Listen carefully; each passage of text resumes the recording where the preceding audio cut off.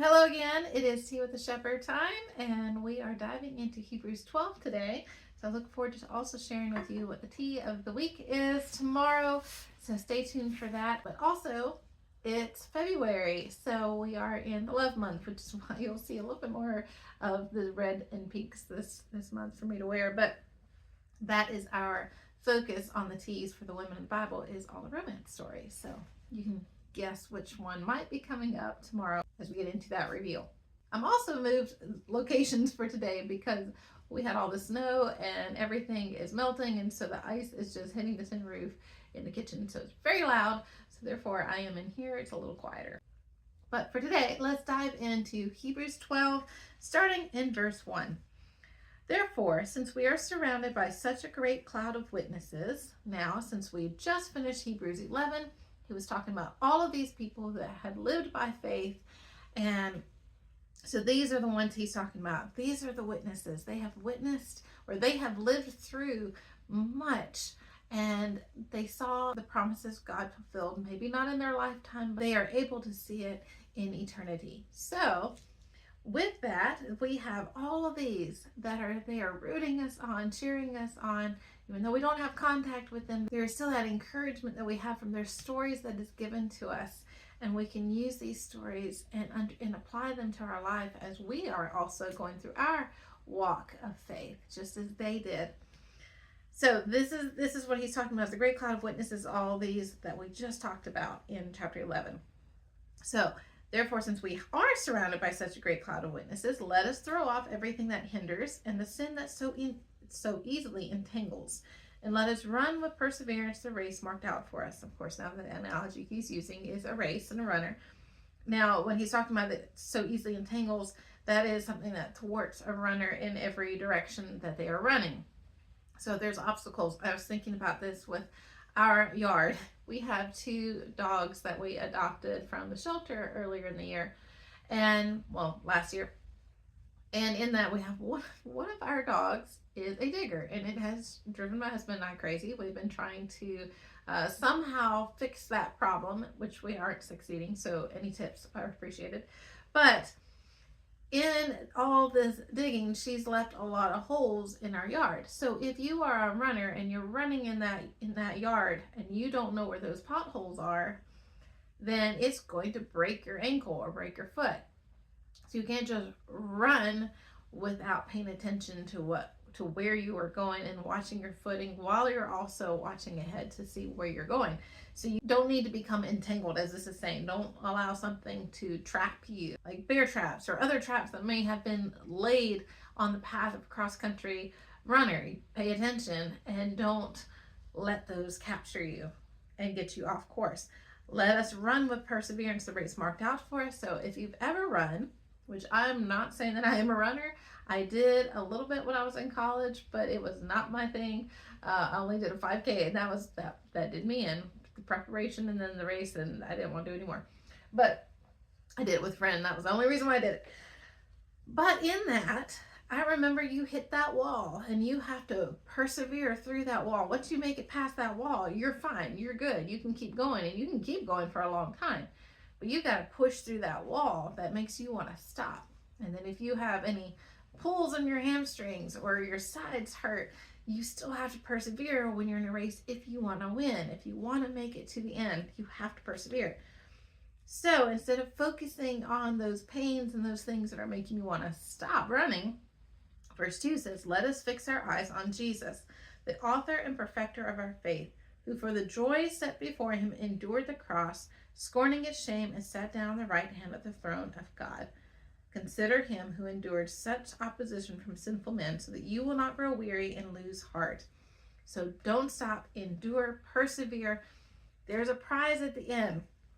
And if you fix your eyes on Jesus, you fix your eyes that Jesus is the prize. You get to live with him and be in his presence. And if you fix your eyes on him, you will make it to the end.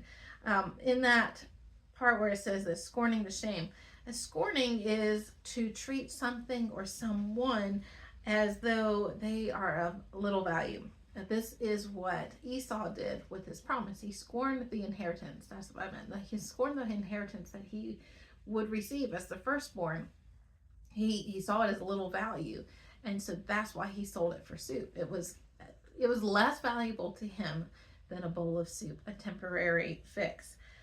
And so what Jesus is doing here is he's saying that the cross itself was shameful compared to the joy that was set before him, that he knew the end would be. So the cross had little value compared to what he would be able to have with us, to give to us, which is to be able to even see that. That's the pain and endurance through that was of so little value compared to the great joy that he wanted to have with us. So he flips it there with scorning its shame and saying it that way. It's of little value. The shame was of little value compared to what was the purpose and intent of the cross. Consider him who endured such opposition from sinful men, so that you will not grow weary and lose heart. So if Jesus can endure, then we can too. Not just because he was God, he was also man. So he endured the greatest of trials and trauma. And if he could go through that, we can too. He set an example to say, I went through this so that you can. And I am with you to give you the strength to do it. But it's only possible if you fix your eyes on him. In verse 4 now, in your struggle against sin, you have not yet resisted to the point of shedding your blood. And you have forgotten that word of encouragement that addresses you as sons. My son, do not make light of the Lord's discipline, and do not lose heart when he rebukes you, because the Lord disciplines those he loves, and he punishes everyone he accepts as a son. Okay, so the first part is sometimes the things that we have to endure is not to the point of shedding your own blood. That's what Jesus did. So yes, he is God and man, but what he had to endure was to the point of death and shedding his blood. And there was many that were in this time that were dealing with some persecution that was the loss of their life. Well, to these people that he's talking about, this has not happened yet. So this is what he's referencing here. And then he continues on with, there's this discipline that comes. So you might be, just like in training to be an athlete, a loving coach is going to discipline and is going to correct, just like a father corrects their children. A good loving father will bring correction, so that way it pushes and challenges the child to become better and greater, an athlete to become greater at what they're doing. Well, that is what he says here is, don't lose heart when you get rebuked.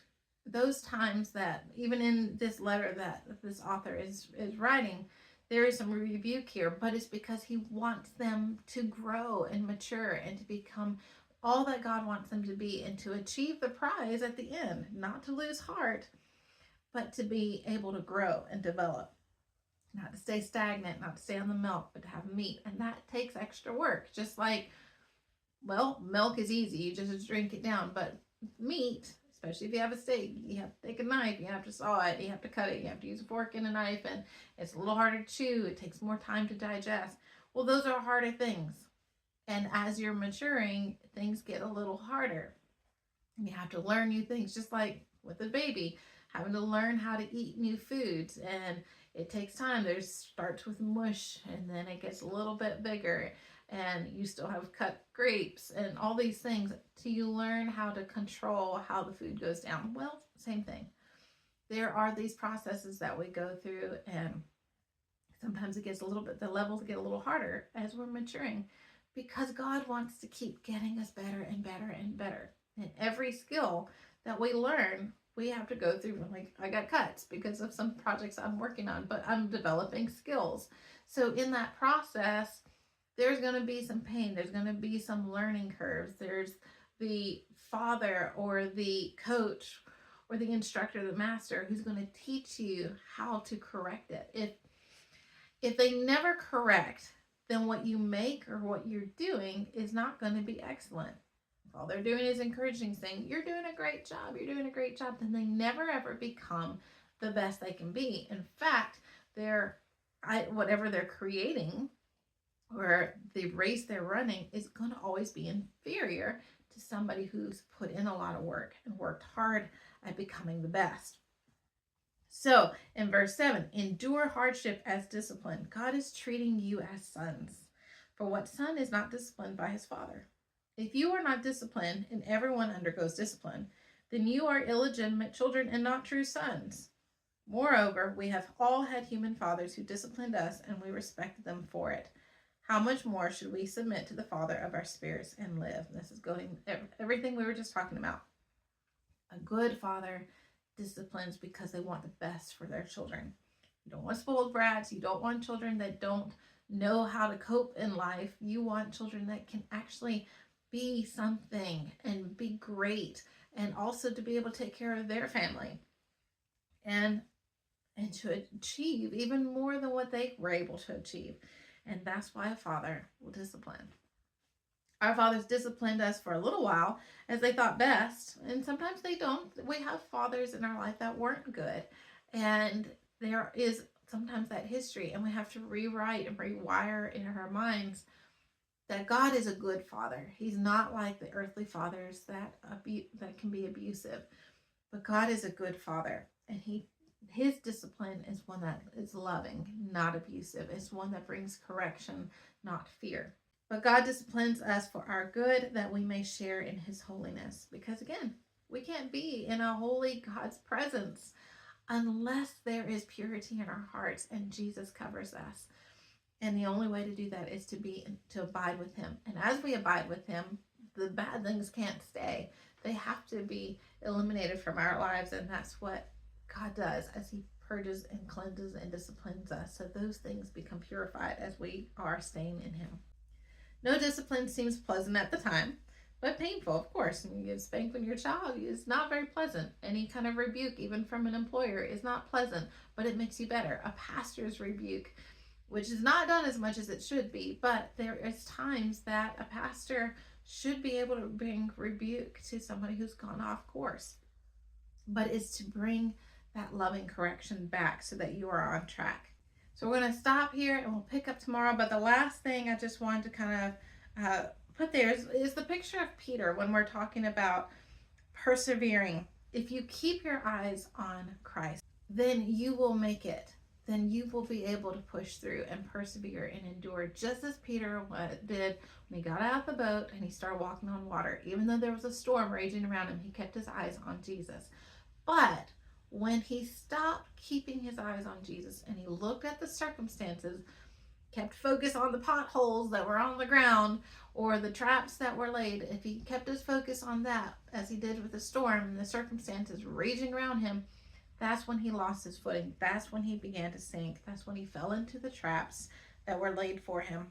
So we can't be running for ourselves. We have to be running for Christ. That is the ultimate goal. We have to keep him in our sights. And if we lose that focus, then we will end up drowning. So again, we will pick up in verse 13 tomorrow.